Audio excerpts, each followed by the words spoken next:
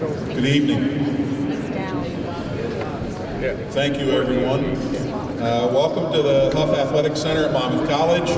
My name is Roger Haynes. I'm a member of the class of 1982. I'm in my 40th year coaching and teaching in the athletic department and my 14th year as the athletic director. You all know we're here for a special occasion tonight. Tonight marks the inaugural induction of a team into the Monmouth College Champions Club. The Champions Club was developed by the Office of Alumni Relations and the Department of Athletics to recognize the outstanding accomplishments of teams that have won Midwest Conference team championships, earned recognition by advancing in NCAA regional play, or earned a trophy at the NCAA National Championship Finals. So this honor is all about accomplishments of those teams. We're excited to have this format to welcome back to campus team members and their families to carry on the legacy of successful Fighting Scot athletic teams. Tonight, I'm sure we'll hear stories of dedication, loyalty, and teamwork from our speakers.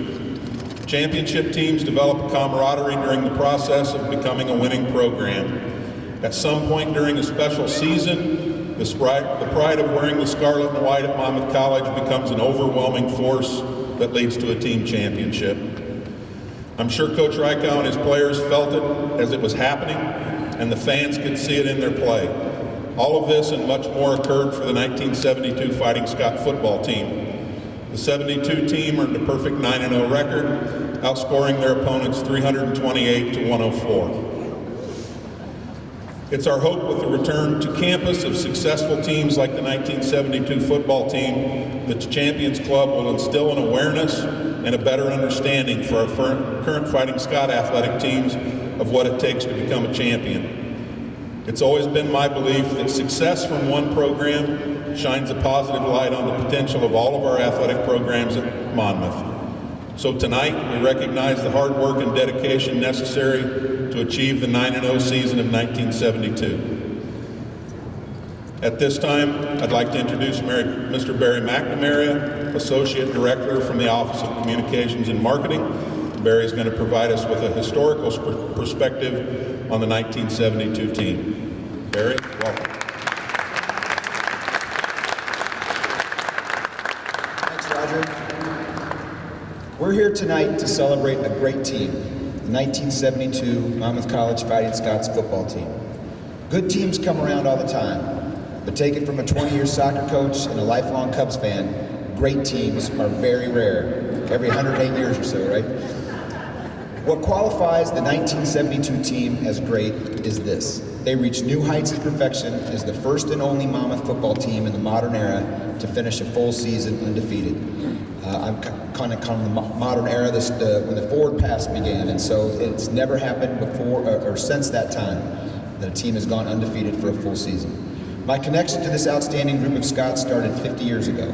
I live right over there, just across the street, where the Center for Science and Business is now, and as a 9-year-old, I could walk a few short blocks and watch them play. I have a vivid memory of a game, from a game against Cornell right around that time, and I loved going onto the field after games to kick field goals with my best friend who lived also just really near campus. But my real connection is a series of stories I wrote about the 1972 team. The idea came from watching the Last Dance series about the Chicago Bulls, which came out, as you might remember, while COVID had canceled all live sports. So, I mean, if you wanted to see some new sports, you tuned into the Last Dance every Sunday night. So as a freelance sports writer, I needed something to write about, and I thought it would be interesting to localize that concept of kind of chronicling a special team and a special season, but doing it for our area teams and some of the great teams we've had here. We had state champions in 1983 in football, for example, both at Monmouth and at Yorkwood. So I also hope to capture some of the emotion from those teams, like when Michael Jordan choked up in The Last Dance at the end of episode 7. If you ever want to watch that, it's pretty cool. While he was discussing his competitive fire and how he pushed his teammates to excel, and he just says break, and they cut from taping him. Anyway, as this 50th anniversary approached, it made perfect sense to add the 1972 Fighting Scots to the team I profiled. And here are a few things I learned. The team we're recognizing tonight is similar to two pro teams. The 1972 Miami Dolphins, of course, another perfect team from exactly 50 years ago, and the last perfect team in the NFL. But these Scots were also similar to the 1985 Super Bowl champion Chicago Bears. At least that's the conclusion I came to while doing the research for this.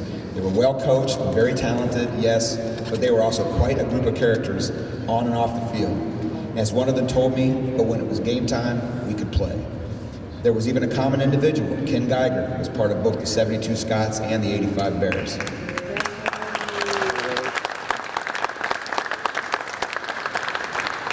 And so there are also parallels to the Last Dance Bulls, the team that made me kind of think about doing this to begin with. Coach Ryko needed to be a little bit of Jerry Krause. He needed to identify high-level talent, and he had help from alumni such as Ken Geiger, Doc Blick, and he needed to convince those recruits that Monmouth competed at a high level, even though that had not been the case before he took over the program. At our noon program today, I referenced Rod Davies telling me that the team had won, I think it was 17 games in 12 years before Coach Ryko got here. And Rod Davies' words were they were a doormat. So Monmouth football was not, think of it as a great program now, and it is. But back in the day, it was not the case until Coach Ryko got here.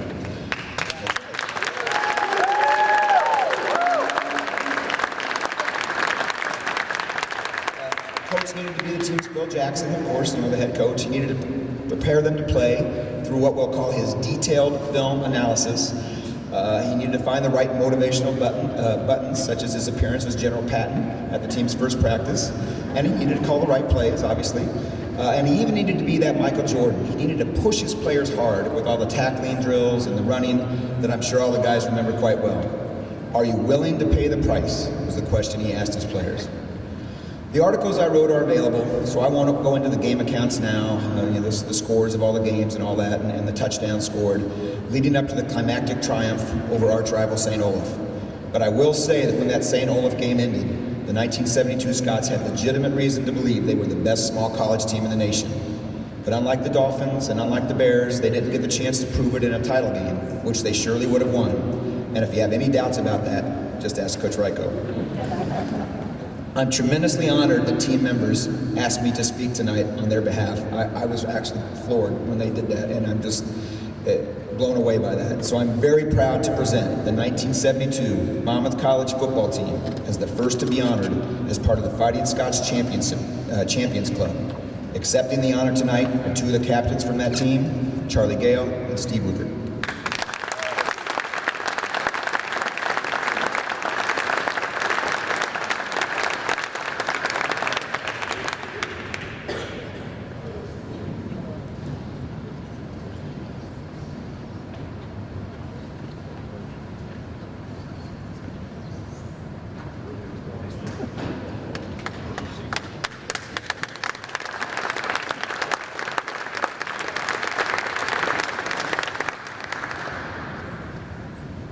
First, I'd like to apologize for Charlie and I not wearing a sport jacket like everybody else is out there.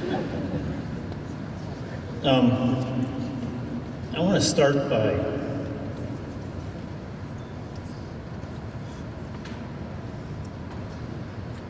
asking everyone that sometime during this weekend to just take a minute and think about three players we don't have with us tonight.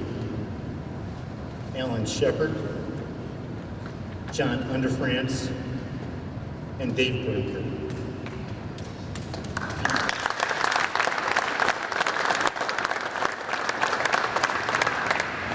I was told when I came up here that we're supposed to not take a whole lot of time to talk, so I'll abide by that rule.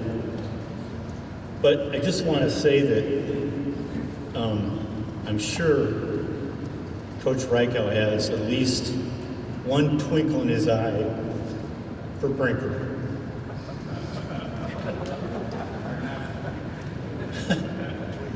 He was one of a kind for sure, and I sure miss him, as I'm sure a lot of you do too.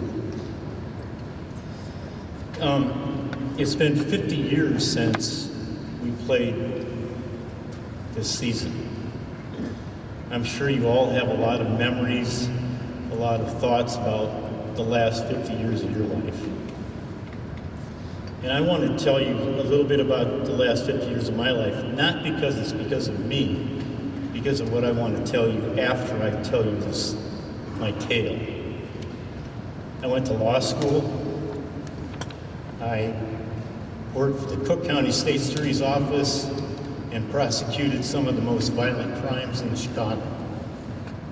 I worked for the NCAA for a while in enforcement, and I did a lot of big cases for the NCAA, including the case against the University of Illinois. For the last 30, 35 years, I've been a private defense lawyer, and I have a lot of stories I can tell you about some of my cases. And I'm not telling you that because of what I've done, but I want to put in perspective what I'm about to say. I have 4 children and 4 grandchildren, and they're the greatest memories I have in my life. But maybe this 9th or 10th greatest memory in my life is as a senior in high school, I was the captain and a quarterback of an undefeated football team. But in 1972, I got to be captain of this undefeated football team. And I'm so proud of it. I was told to keep what I have to say, limit my time, let's say, so to speak. So I came up with 4 instances in that year that I thought were important. And the first one is 2 to 3 weeks of preseason practice.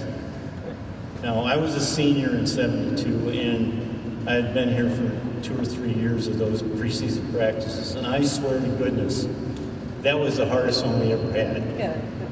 And I don't know if it's because we went 8-1, couldn't get over the hump, but that preseason was unbearable almost. It was highlighted by the fact that Mike Postershell sometime during the winter gave Coach Reichow his patent helmet. You guys remember that? So he wore his patent helmet out with his swagger stick, and whenever he would get upset, he would say, "Go to the hill." That hill to the left side of the goal line down there that went up to the sorority houses. And we'd run that hill. It was brutal. And I think a lot of that had to do with the fact that we couldn't get over that hump. 8-1. Always to St. Olaf, by the way, and I'll get to St. Olaf later, man. The second memory I have is we went to play Olivet, and nobody knew anything about Olivet. We had no idea where we were going. We had no idea how good they might be. And, you know, we had been 8-1 the year before, and we had lost some good players. Carl Jenrick and Dryge from the offensive line, Dale Brooks, our quarterback, and most importantly, probably Pat Hennigan, who may have been one of the best players this college has ever seen. So we had, you know, we just didn't know what we had. I always thought we were going to be good on defense, but I wasn't quite sure about offense because we lost some of the players I just mentioned. But Tim Burke, who unfortunately is not here, and I don't think gets the recognition he should, let's put it that way, came through like a champ. He threw for 5 touchdowns against Olivet, and we scored 46 or 47 points and blew him out. He threw for 5 touchdowns the next weekend against Grinnell, and we blew them out. So I wish he were here. I'd like to tell him from my heart how important he was to this team. The third thing I want to talk about is the Ripon game up there, because that was probably the toughest game we had. We had some squeakers, 4, 5, and 6, but that Ripon game was something else. They were good. They had beaten St. Olaf the year before, and it was up there. But Dennis Plummer had perhaps the best game I've ever seen. And, you know, I consider Plummer to be one of the greatest backs Monmouth College has ever had. Charlie Corley came before him, Ron Baker came after him, and I'm sure I haven't seen everybody in the last 10 or 20 years, but Plummer was as good as you can get. And my memory from that game is Dennis ran a kickoff back 95 yards for a touchdown. And after that, they stopped kicking to him. So I was back there, and they kicked to me, and I got to return it 55 or 60 yards, but not for a touchdown. So I was pretty, excited about that.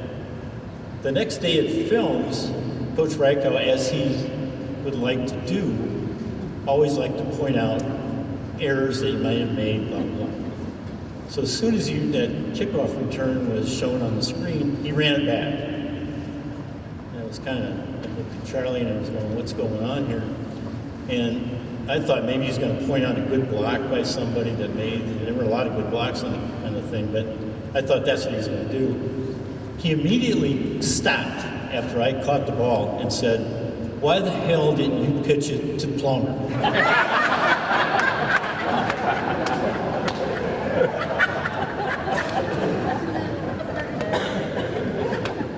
I had no answer. The fourth thing, of course, is the St. Olaf game. Now, I know Dennis has been quoted in some of these texts you've seen or these videos you've seen about, well, they weren't as good as they had been. And I agree with that. But the year before, if you recall, we outgained St. Olaf by 200 yards up there and still lost the game. So I'm not sure that them not being as good as they had been made any difference. It was still St. Olaf. They were still a thorn in our side. For 2 years they had beaten us. And as an addendum to that, I played baseball at Monmouth. And for 3 years before that, they had beaten us in the conference championship. So I went through 5 different years, so to speak, of losing to St. Olaf. So they may not have been as good, I don't care. It was really, really important for us to win that game. And we did. And we ended up 9-0.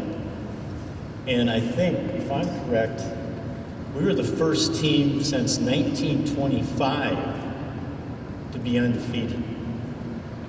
And, with all the playoffs going on right now, we're the last team to be undefeated by the way. I want to thank, I'm getting ready to close here, so spending my time wisely, I hope. I want to thank Coach Reichow, first of all. I know everybody on that team has memories and different thoughts about Coach Reichow. And I'm not going to go through all those. But I know he loved football. And I know he loved his team. And I know he has a twinkle in his eye for Brinker. He has a twinkle in his eye for this team, too. I want to thank the college for doing this ceremony. And most of all, I want to thank our team.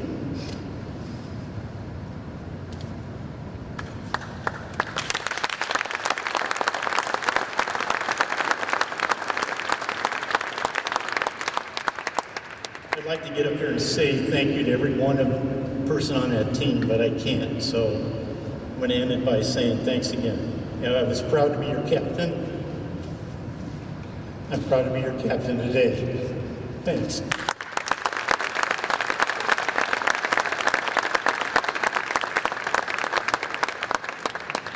You've got to follow a lawyer and all that emotion out. Difficult to do. I'm going to be a little bit lighter, I think, in some of this kind of stuff. I'm going to tell a couple of breaker stories, because we probably all have a number of breaker stories, but these are football related, which are different than the other breaker stories. I teach at Elmhurst University. I teach a class called Coaching Theory. So sometimes I say, this is a case study. You need to know and understand, what would you do if you're the coach in this situation? and one of them was a Brinker store. Actually, two of them are Brinker stores. So I remember my freshman year, we played Knox in a freshman game, and we're beating them pretty good. And Coach Wassam sent somebody in to replace Dave. And I'm sitting in the huddle, and this person, I can't, maybe it was one of you, I don't know how to. And they came in and they said, Dave, you're out, I'm coming in for you. And he threw a forearm in the guy's throat. And the person's like this, and he left and started running to the sideline. And Wassam's going, no, go in there. Like, this guy's like, I'm not going in there. And he started to come back a little bit, and Dave gave the double finger and screamed, F you, I'm not coming out. So that was my first thinking about the competitiveness of Dave Brinker. The second time with Dave is we were practicing on a Saturday morning in preseason, and typically those practices were really long and 3 hours, and after a while we're probably all hungover and stuff like that. And we were running a play over and over again where Dave had to pull. So he pulled, and coach would say, run it again. And he'd go back and he'd run it again, and run it again. And we ran it like 4 times, and Dave got a little bit slow getting up. And coach said to him, get up, Brinker, you can rest tomorrow. And Dave said, it's going to be effing tomorrow before we get out of this practice. And we're all looking at each other like, oh. And coach just kind of smiled because he knew the mentality of Dave. But Dave played when he had pneumonia one game. And man, he was a hard-nosed, dedicated guy. And he certainly is a guy that we all miss. I know that for sure. When I was asked to speak about this, I got to echo a lot of things that Randy talked about. I mean, when you think about our accomplishments, they were tremendous, 9-0. I mean, 8-1 is pretty darn good too. So you think about all the things. I think about Monmouth in general, Monmouth College, and all the fun that we had here. Football was a big part of what we were doing, but we all did other kinds of things too. Obviously, academics were part of what we did. When I came from a small town to Monmouth, I actually considered this kind of like this is a big school. I mean, I saw good-looking girls, I saw brown people, black people. I mean, I'd never seen any of that kind of stuff before. So a wise man once told me, he said, don't let your academics get in the way of your education. He didn't have to tell me twice about that. So we all did well, I think, academically, but we had a tremendous education at Monmouth. Being here, I think 69 to 73 might have been the greatest time ever to be in college. When you think about all the changes that had occurred in the United States and the world at that time, with Vietnam and race riots and everything, the Woodstock Music Festival and the changes, we went from, wearing beanies. I think freshmen had to wear beanies up until homecoming about 3 years before we started there. So it was just a tremendously good time. Many of us played 2 sports. We were in fraternities, sororities, we were involved in student government, whatever it was. So I just remember my Monmouth days and think about, I didn't want to leave. When I graduated, I was like, can I still stay? They didn't have any graduate programs. But it was just such a great time, and I'll always remember all those memories. Yeah, our football team was good. When Barry called me and asked about stuff, honestly, I don't remember almost anything that happened in any of those games. Tom Cradaville was so good at posting, this happened and so-and-so ran at this, 95, whatever. I really don't remember all that stuff. What I remember is what Coach did for me when I got hurt. We're at St. Olaf, and the injury I had right before halftime, and they kind of carted me out. It was right before halftime, so it was quickly carted off into the locker room, and wasn't sure what the heck was going on. I couldn't get up, that's all I know. And I'm there, and I remember Ruger coming by, and he asked me, can I wear your helmet? And I'm thinking it's because he wants to carry my spirit with him for the second half or something like that, but it turned out his helmet broke. So that's what I got out of that. But they took me to the hospital up in Northfield, and Coach came after the game, and obviously it was a very disappointing loss. Everybody was devastated about all of it. But he quickly just told the people, I'm going to take him home. He didn't want me to spend the night up in Northfield, Minnesota, all by myself. And Marcia drove the station wagon with the kids, and some of them stayed. I forgot all the dynamics of it, but he drove me home, and I was laying on a cot, and Randy rode in the car with me, and we made it back to Monmouth, and I was in the hospital for a while and all that kind of stuff. But that kind of thing tells you all about the family type atmosphere. Yes, Coach would get on your ass if you didn't play well, if you didn't do what you were supposed to do. But he was the first one to give you credit when you did. And you knew that it was such a great family atmosphere and that he loved you. Marcia, the family, I mean, you couldn't play for a better coach. And teammates love you, played your asses off. We all did. There was no egos involved in our team. I don't think anybody really cared about stats one way or another. You just played your butt off for everybody that was there, and we were good. We were successful. And there's nothing better than that. I've coached at the university level for a number of years, and the relationship you have with your teammates, the relationship you have with your coaches, there's nothing better. I mean, I really, truly believe there's nothing better. So I'm going to end my remarks by saying that. I look forward to talking to people. I've talked to many of you individually, but give a hug, give a talk. This is a great celebration. I want to thank Monmouth and in general, Barry, for everything that you did. That was unbelievably tremendous. If you haven't read the articles, you got to read them. It's super. And so I want to thank everybody for this opportunity, and let's have some fun this weekend. Go Scots.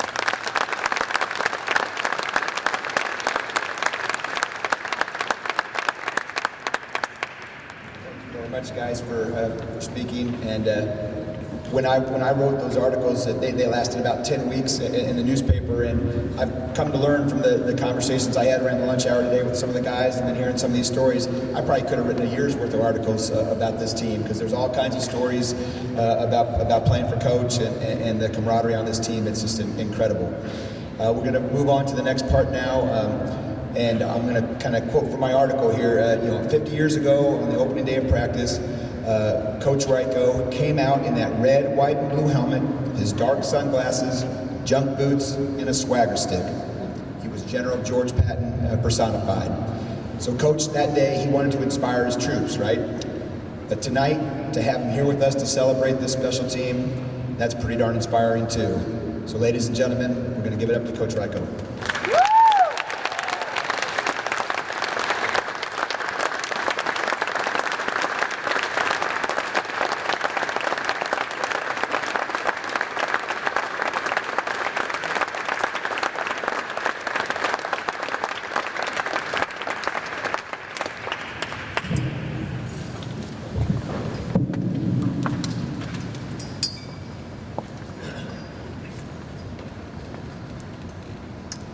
That guy's difficult to follow.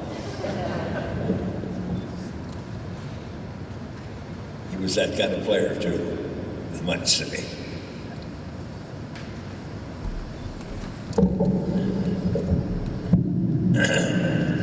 I want to take this opportunity to thank all the faculty and staff at Monmouth College for putting on this fantastic event. I would be remiss if I didn't specifically mention and thank Hannah Maher and Roger Haynes for spearheading this celebration. I think they need a hand.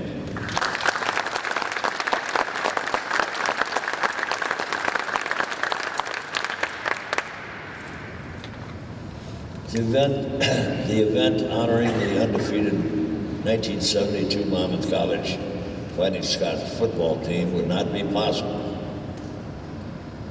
without the leadership and support from President Wyatt and his First Lady. I think they need a hand.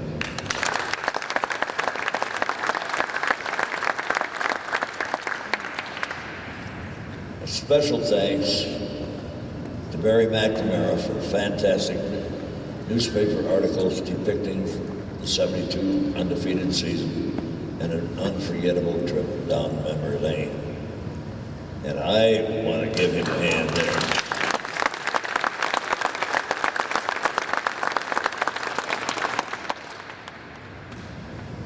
I also want to thank my family, my wife Marcia, my daughters and their families, my grandchildren and great-grandchildren, many of which are here with me tonight, celebrating this very special honor. I want to thank them.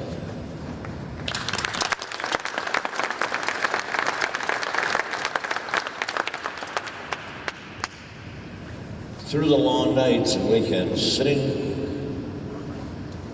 through cold and rainy football games, meals at the Cove. There's some smiles here. Meetings at the Cove. That was a place we stopped after a game for chow, whatever. It's not too far from Cornell in Iowa, in fact. For game filling exchanges and driving injured players home from games, you were always there supporting me and this group of very special men who became part of my family and our family. And to you, this group of outstanding men who are being honored, I thank you. And I thank you again, and I think it's worth a hand.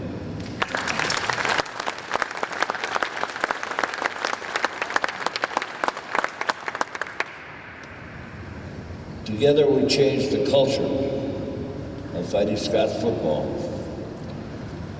And for this 72 team, a season that I, the community, Monmouth College will never forget.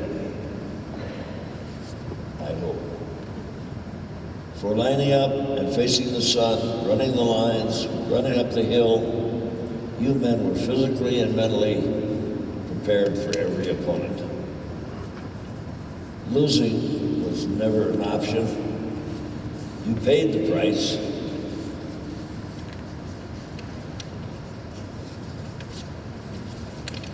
You paid the price, and that is the reason we are here, gathered here tonight, celebrating the grit, loyalty, and dedication to the best, the 1972 team. A hand. Please.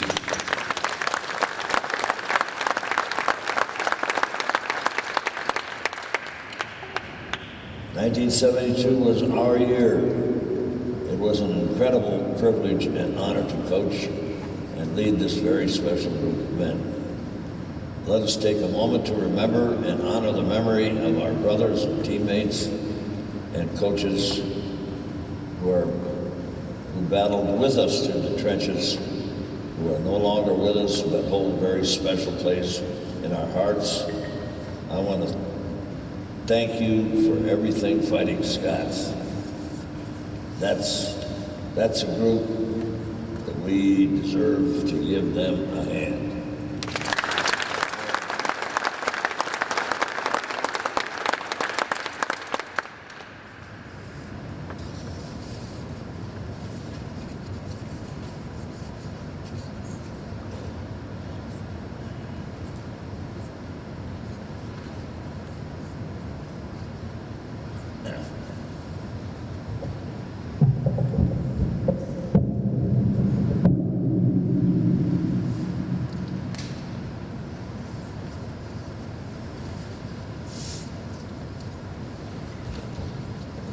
Together,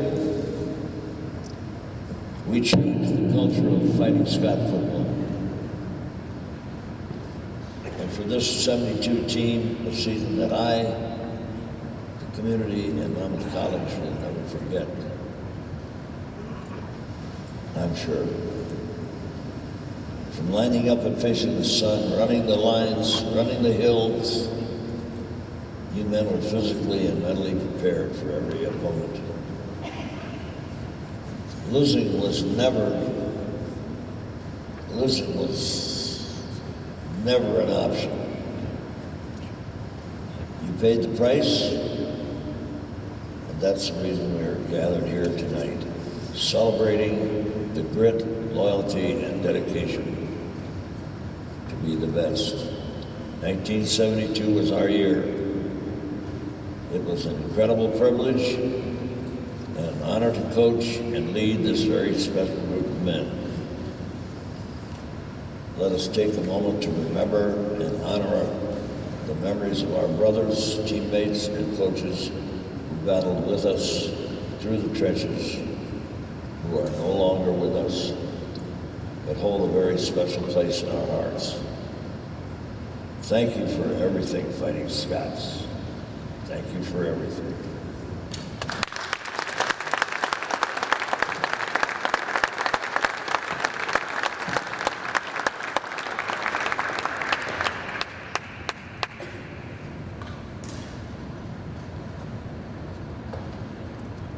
As you've learned tonight, the Fighting Scots Champions Club is a new way of recognizing our great teams from the past. It's so new, in fact, that a permanent display to honor the teams is still in the works. It will be located just outside the M Club Hall of Fame room on the mezzanine up there, or the concourse rather. In its place tonight, we are pleased to present those in attendance with a plaque to take home. As I say your name, please come forward, and Roger Haynes will present you with your plaque, and then continue on to the backdrop to get your photo taken. And I think we'll start with Coach Ryko, Coach Bill Ryko.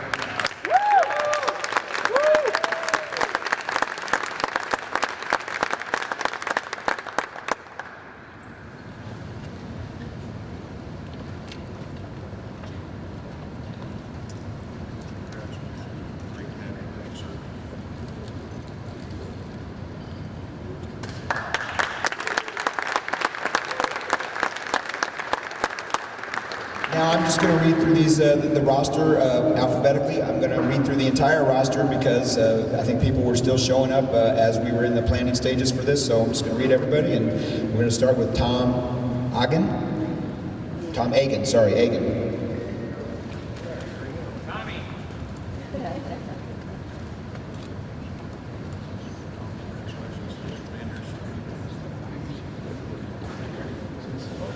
Neil Alexander. Some of these names are deceased. Richard Amy was on that team. Don Avery.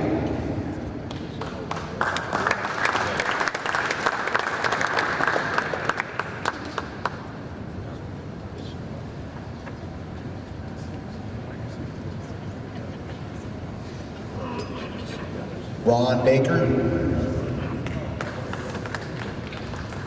Warren Bank.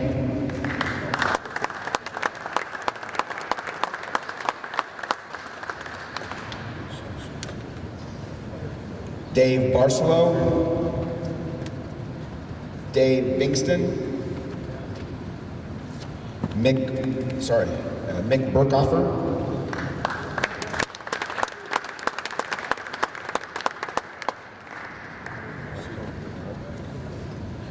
Bill Breedlove,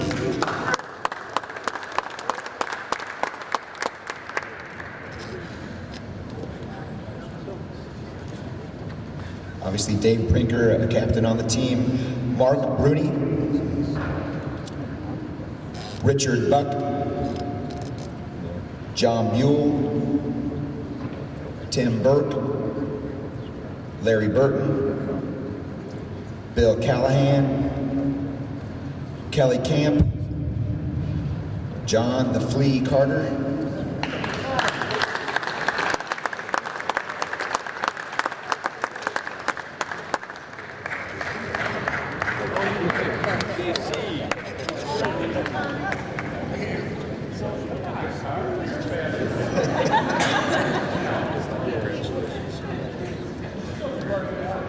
Mike Castillo,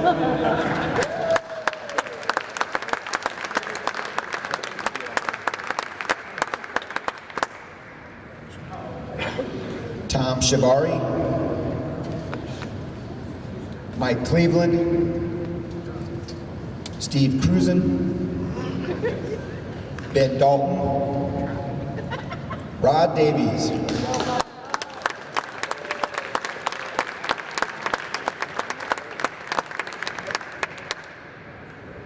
Frank DeMarco,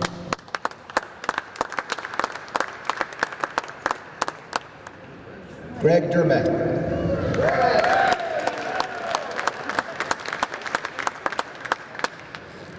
Mike Dickens.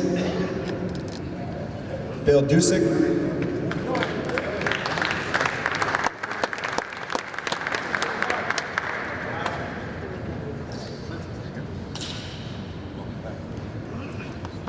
Jim Elsey.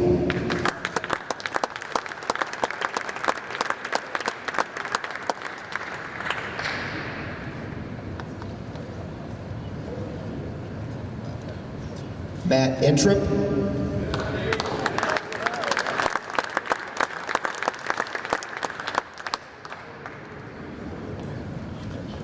Richard Francis. Matt Friesen. Rich Gladinas. Charlie Gale.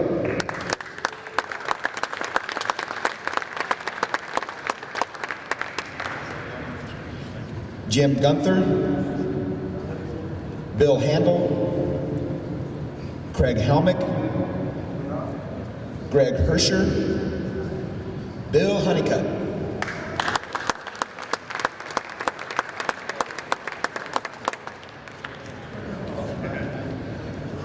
The late Jim Moran. Barry Jackson.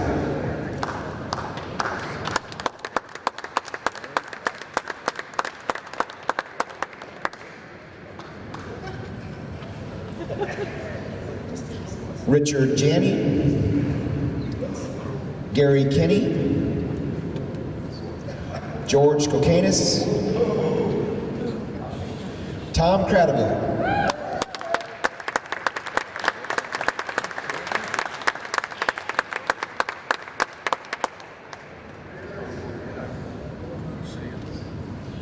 Mike Kunke. Jeff Langner. The late Norm Lydiard. Tom Myers. Tom Miller. Grant Miner.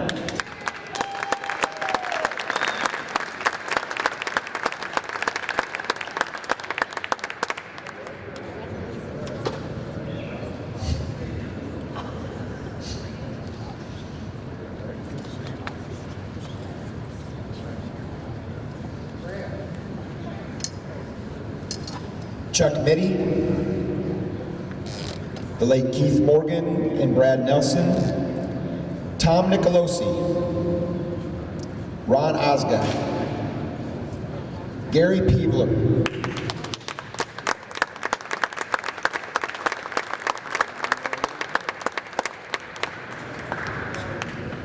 Stan Pepper.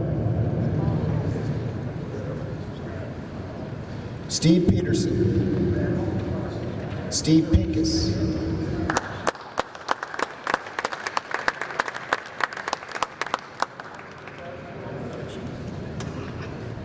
The late John Pisani. Dennis Plummer.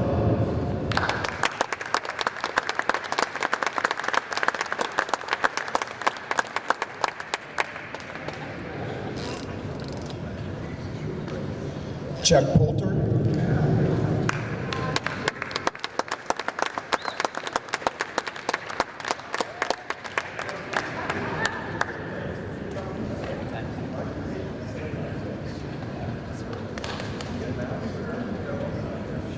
Mike Pospisil. Bob Pratt.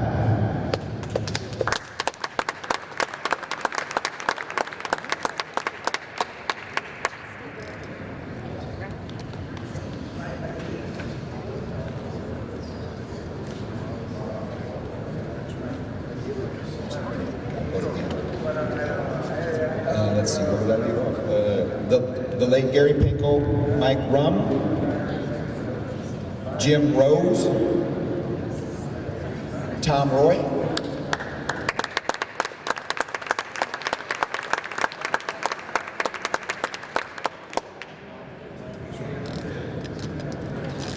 Mark Rupert,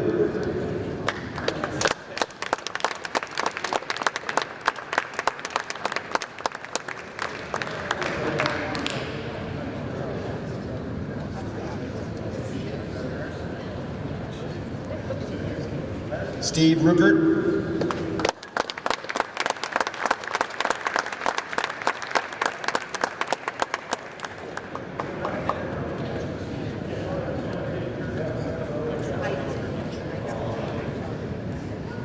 Roger Samuels.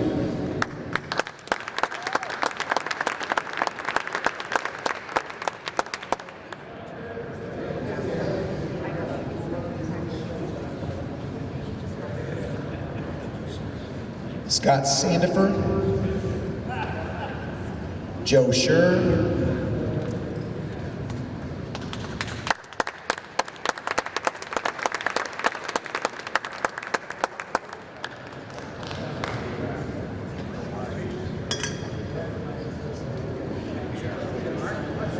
Dave Schwartz,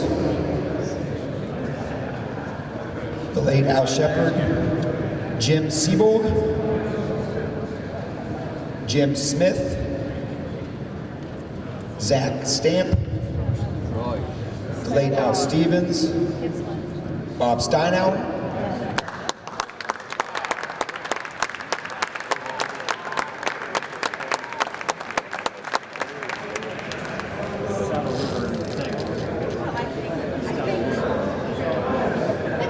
Bill Taylor, Bob Trombetta,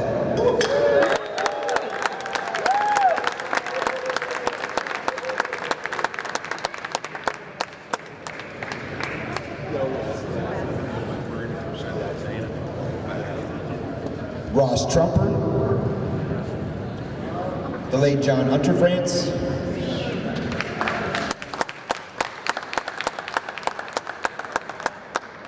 Bill Wagner, Paul Wazak.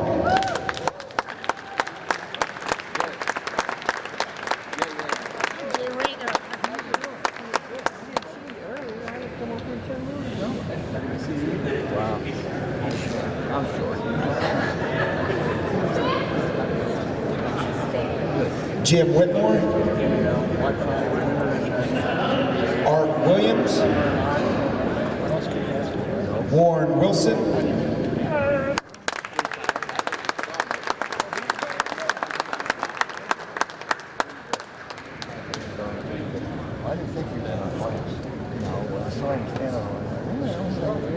Joe Yursik, and I'm going to go back in the alphabet for one. Was Frank DeMarco here?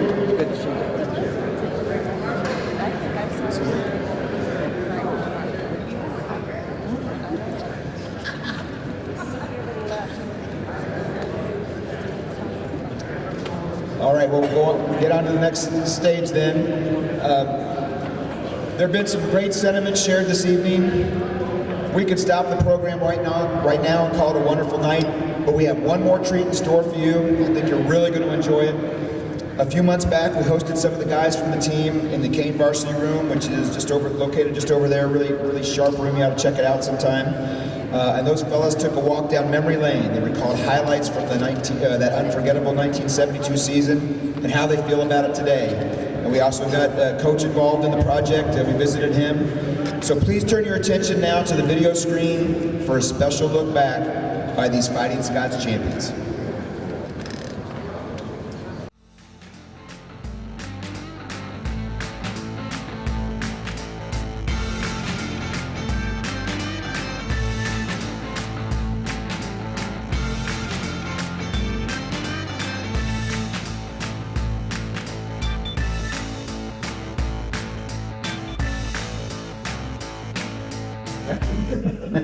Coach Reichel was very hard to say no to, and he was my DeKalb seed salesman for a lot longer than he was my coach.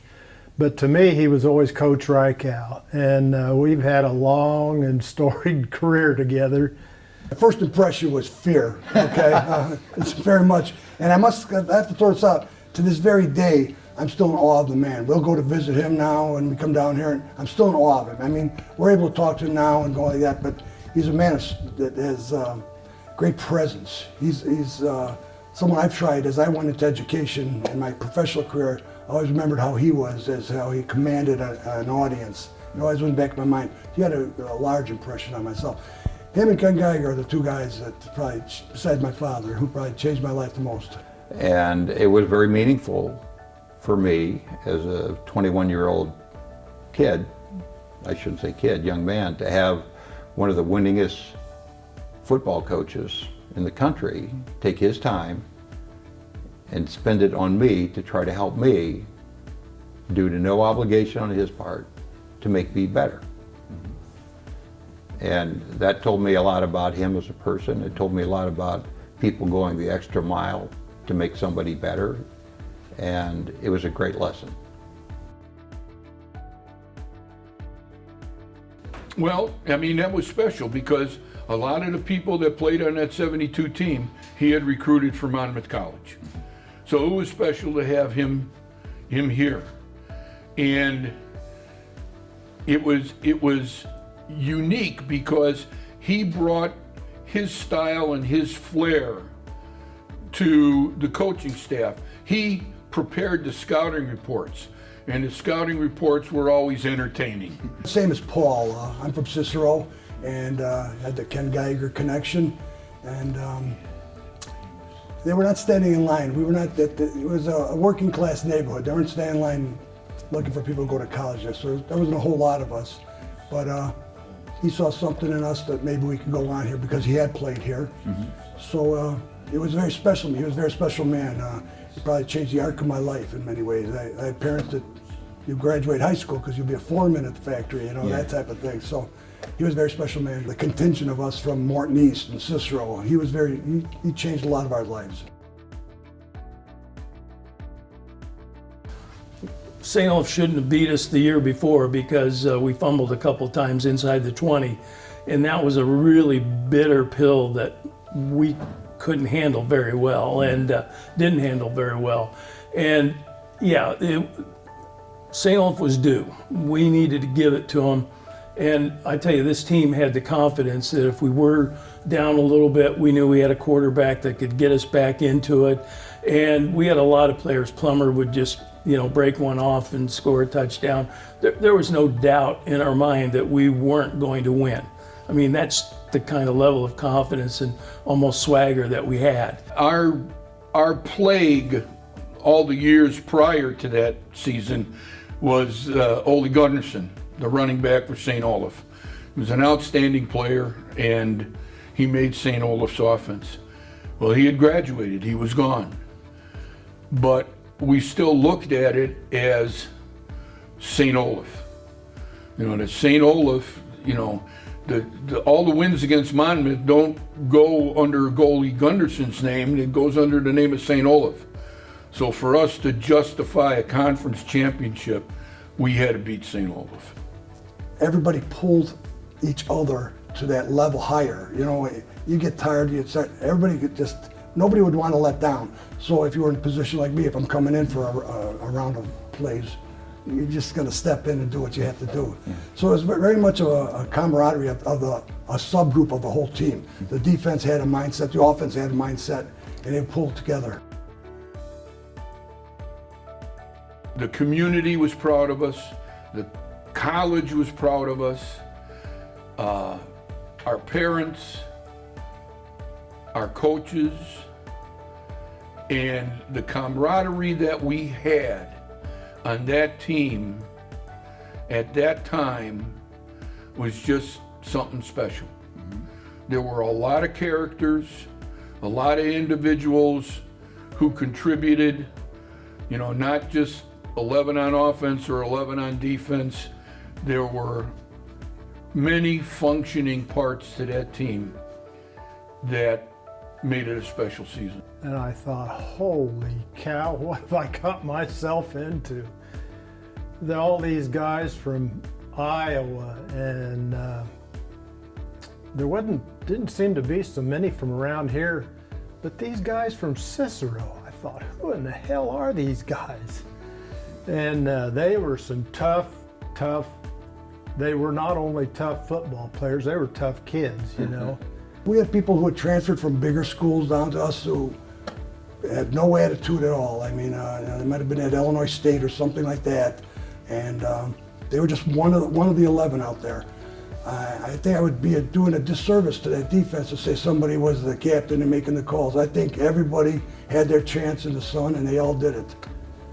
These guys were so much better than I was. I was just lucky to be in their company, you know. Dennis Plummer, he just amazed me, you know. He was so good, and he's such a smart person, you know. I got to know Dennis pretty well.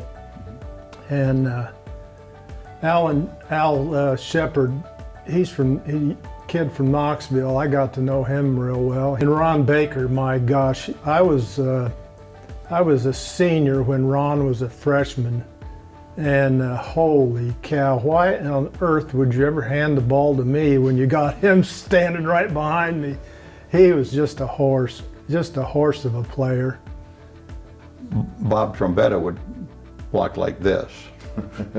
And his thing was to have his arms out and he'd grab the jersey if you hold somebody for 1 second and break their momentum and they stop and have to restart, play's gone. And Bob would laugh, and I don't know if he ever did get caught, but he was a master.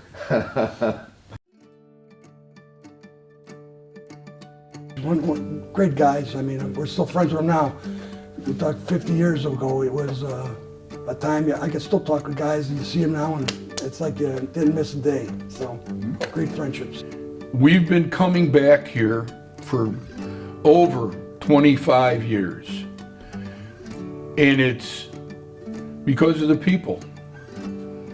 Because of the people who we see, we get to talk to, we get to reminisce with, and to see the campus develop and improve. You know, of course, it was all of our teammates. We're still lifelong friends. You know, when we see each other, it's like, you know, you haven't missed a day. And the fact that, you know, we've got guys here that are driving in to sit down and talk to you, and there are a lot of events. They always come to see the coach and visit with the coach. You know, the experience we have with Coach Geiger, I mean, these were just great memories, ones I hope I'm able to keep forever. And again, the relationships with the guys. My takeaway is, again, learning how to work, learning how to win, setting a goal, and then working really hard to reach that goal. And I think that made as much impact on me throughout my life as anything. I learned as many lessons on the football field as I ever did in the classroom. It has shaped my adult life. It truly has. The friendships I made here, I've been coming down here for lots of years. I try to get back to the school wherever I can. It's very important to me. As I mentioned before, it changed the arc of my life. This place changed me. I mean, there's not a doubt in my mind. I was rough around the edges when I came here, believe me on that one. But it helped me to grow. It helped me to mature. It helped me to do it. It got me into a career I never would have thought of. So those guys might know I was a little rough, okay? But this place is very special to me. It changed my life. We worked hard and long, and we liked the winning side of it, and those lessons you take forever about hard work and commitment and leadership, and those qualities you use in different ways throughout your life in any industry. And those things can't be taught in a classroom. And I don't care if it's football or golf or basketball or baseball. Those are very important lessons to learn in life, that you don't ever quit. You have a bad day, you say, okay, it's a bad day. I'm going to have a good day tomorrow. And you keep pushing forward.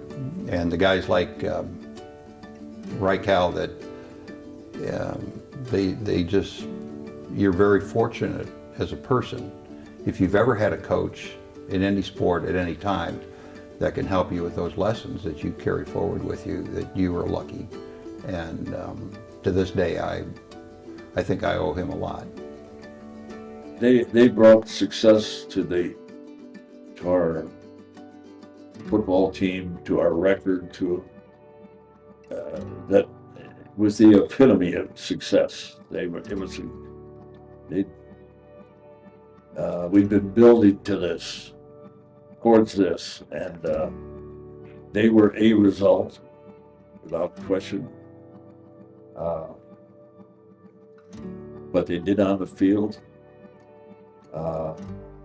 was the kind of, you look at record books for the results of teams that are like this, and certainly they fall in that category. You put them at the top of the pedestal because of their effort, their success, their talent. Very talented team. Particular place in my heart, of course, for the 72 team. I feel very fortunate to be around a group of people like that. And I was very lucky. I was very lucky. This place does something to you. It's special. The people, the players, the teachers, the administration, this place is something special. And that's the best I could say it.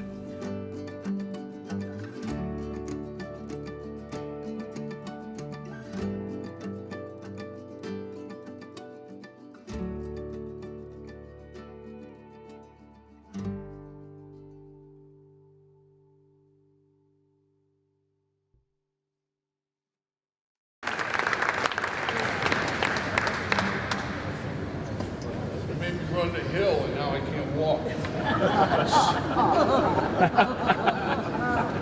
One more plaque to hand out through the courtesy of Breed Loves Awards, 123 West 2nd Street, Kewanee, Illinois. And this plaque reads, "For all the time and energy you put into researching and writing the memorable articles about our football team. Thank you for presenting the 72 football team, the first team into the Fighting Scots Champions Club. With sincere appreciation, Monmouth College 1972 football team, September 30th, 2022. Mr. Barry McNamara."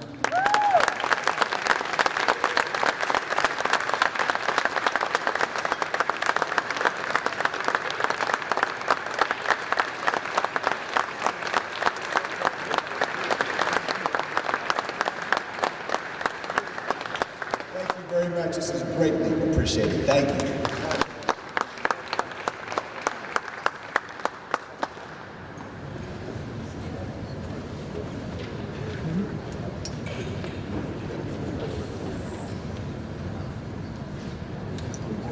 You know, Lawrence University, our opponent tomorrow, doesn't have very many players on its team this year, and there was some question last weekend that we weren't sure they were going to have enough guys to be able to actually compete this coming Saturday. So Roger and Hannah and I started doing what you do in our jobs, which is to do some contingency planning. And one of the first ideas that we had was, hey, we can take the 72 teams, split them into squads, and then play flag football. Fortunately, that's not going to have to happen. Now, I want to add my thanks and appreciation to the ones that have been expressed already, certainly to Coach Roger Haynes, to Hannah Maher for their wonderful work in creating this new tradition, to Barry for all of the great work he has done in terms of researching and presenting the history and the legacy of this team. For a long time, the Elm Club Hall of Fame has honored individual achievement, and that's a great thing. That is a wonderful thing. But working together toward a common goal is an important part of the ethos of Monmouth College. So it is altogether fitting that we create this new tradition that honors just that, the accomplishments of a group of people working together as a team for a common goal. So let me add my congratulations to Coach Reichow, to all of the members of the team. Thank you all for everything that you have done as Monmouth College student athletes and all the things that you've done to make Monmouth College proud in the years since. So thank you.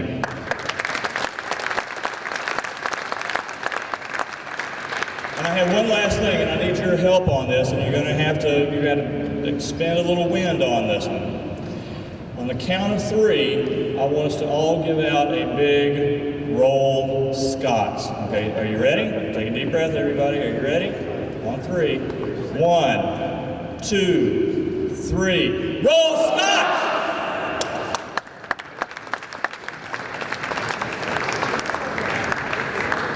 Thanks, President Wyatt.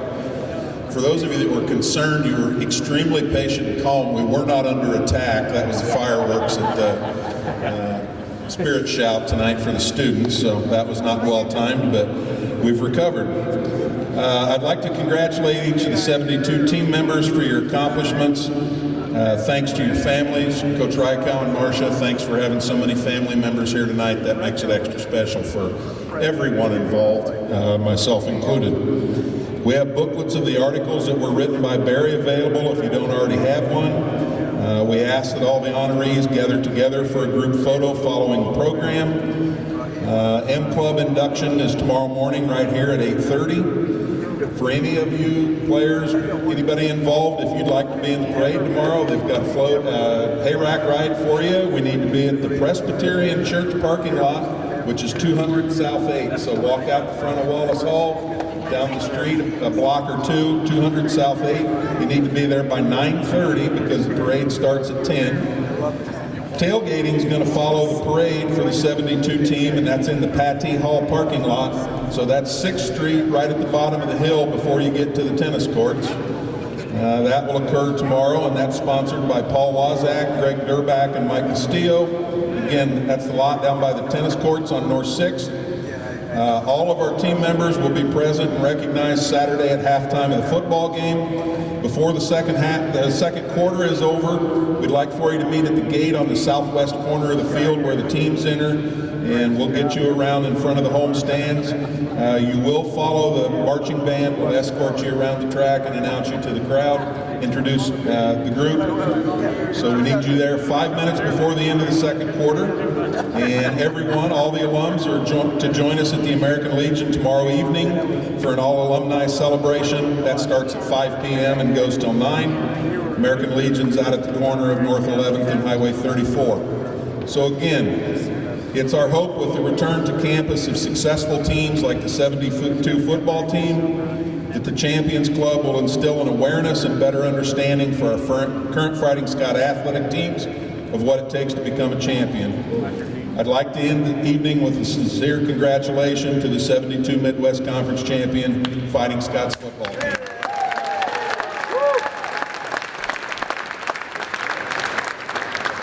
So thanks for joining us. Please have a wonderful time on campus during your stay, and everyone travel safely home. Thanks for being here.